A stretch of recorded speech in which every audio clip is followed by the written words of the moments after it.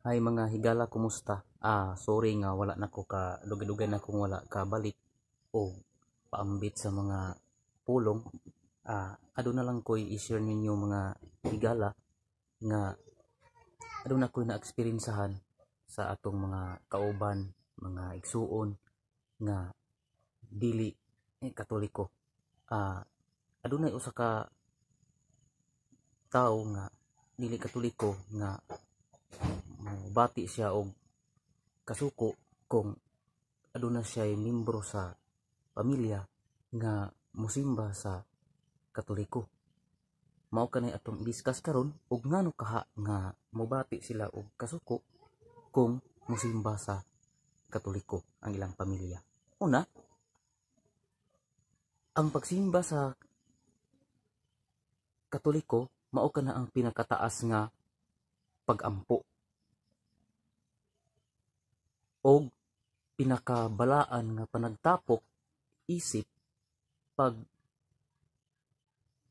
bahin-bahin sa pan nga mao ang lawas nga buhing lawas ni Kristo. Og mao kana ang balaan kayong panagtapok sumala sa buhat sa mga apostolis kaniadto. So makita nato kung unsa ang simbahan ang konektado sa mga apostolis. So atong basahon og unsa ang kahulugan o balaan nga panagtapok sa simbahang Katoliko tungod kay niya diha ang buhing tinapay nga mao si Hesukristo sumala sa Juan 6:51. Og ang maong tinapay, ang mukaon sa maong tinapay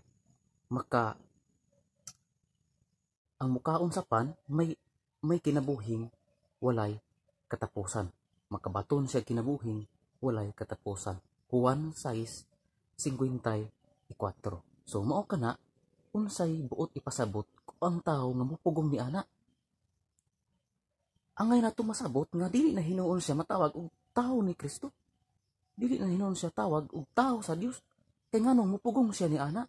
So tungod di ana akong pamatud-an nga ang simbahan nga dili sa Katoliko nga musupak kung aduna sila pamilya nga musimba sa Katoliko, dili Kristo nga gipadala sa Dios ang ilahang gialagaran. Nganuman tungod kay dili man sila konektado sa mga apostolis. Tungod kay ang mga apostolis, ang mga tinun-an, mao kana sila ang gipadala sa Dios nga mosangyaw sa tibuok kalibutan. Diha sa Mateo 28 bersikulo 19 ngadto sa 20. So klaro gyud kaayo nga ang simbahang Katoliko mao ang konektado. So gikalagutan sa uban nga nag-alagad kunuhay nga Kristohanon, pero dili di ay Kristo nga pinadala sa Dios ang ilahang gialagaran. Munang masuko sila pag-ayo. Una, akong pamatud-an nga ang simbahang Katoliko konektado sa mga apostolis. Atong basahon diha sa Juan 19 bersikulo 26 ngadto sa 27. Busa sa nakita ni Hesus ang iyang inahan ug ang tinun-an nga iyang gihigugma nga nagatindog sa duol. Miingon siya sa iyang inahan, "Babayi, tan-awa ang imong anak." Unya miingon siya sa tinun-an nga mao si Juan, "Tan-awa ang imong inahan." Ug sukad niadtong taknaa, gidawat siya sa tinun-an ngadto sa iyang kaugalingong balay. Diha nang daan, ako mapamatud-an nga ang simbahang Katoliko konektado sa mga apostolis kaniadto. Tungod kay si Juan gidawat niya si Maria. Si Juan ang incredible witness sa pagbilin ni Hesukristo sa iyahang simbahan.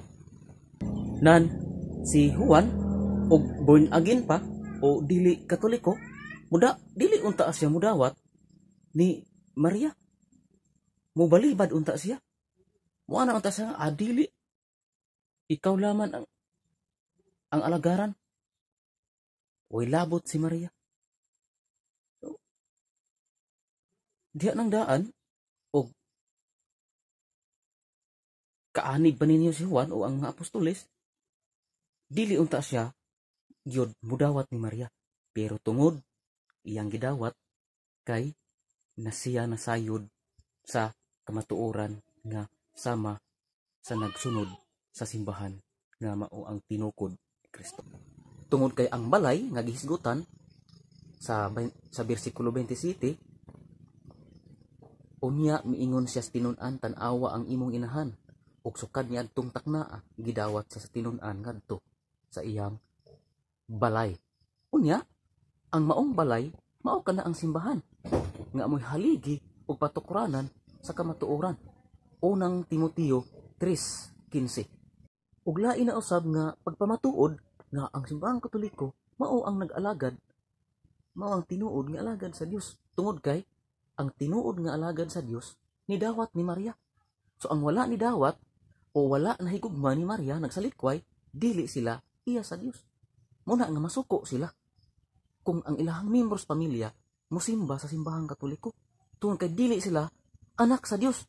Atong basahon ang unang Juan 5 bersikulo 1. Ang tanan nga mituo na si Jesus mao si Kristo, gipanganak sa Dios, ug ang tanan nga nahigugma sa nanganak, nahigugma usab sa gipanganak niya. Dihang puntuha, kinsa man ang nanganak? Si Maria ang nanganak. Ang alagad sa Dios dapat mahigugma usab sa nanganak kaniya. So dihang puntuha, akong mapamatud-an nga akong gibarugan ang simbahan ang Katoliko tungod kay mao kini ang tinukod ni Hesukristo. Mateo 16:18 ngadto sa 19. Muna nga dili nako isalungan ang maong argumento nga diin nga adunay mga pamilya nga nagkagubot tungod sa pagtuo. Atong sutaon ug unsa ang tinuod. So klaro kaayo nga ang nagsunod sa simbahan nga tinuod ginidawat sa mahal nga Birheng Maria. Nan karon kinsa man ang simbahan nga nagpasipala sa mahal nga Birheng Maria, walay lain sila. So sa unang Juan 5:1, sila wala nahigugma, so dili sila anak sa Dios. Klaro gi kaayo. Nganuman nga higugmaon man o pasidunggan man dapat si Maria, tungod kay si Maria bulahan sa tanan nga kababayen-an. Lucas 1:42. O gitagna ang daan diha sa Jeremias 1:5, sa wala pa ikaw matawo, gibalaan ko na ikaw. Diha gipasabot mao si Maria. Tungod kay diha sa Lucas 1:35, mukunsad kanimo ang Espiritu Santo ug magpabilin ang gahom. Ako napamatud-an nga ang simbahang Katoliko tinuod nga alagad sa Dios. So ang tao nga pupugong niini dili alagad sa Dios. Kung nahimo pa hinuon sila nga mga kaaway sa Dios. Tungod kay ni kompetensya man sila. Nihimo man sila simbahan nga supak sa Dios. Tungod kay ang nagtukod og simbahan usa lamang, mao si Hesukristo. O saya sa Mateo 16:18 ngadto sa 19. So ang tao nga motukod nakigkompetensya sa atoang langitnong Amahan. Sa karon ako ang napamatud-an na unta kitang tanan magkahiusa sa usa lamang kapagtuo nga mao ang simbahang nagitukod ni Kristo sikad pa sa sinugdanan sa unang siglo.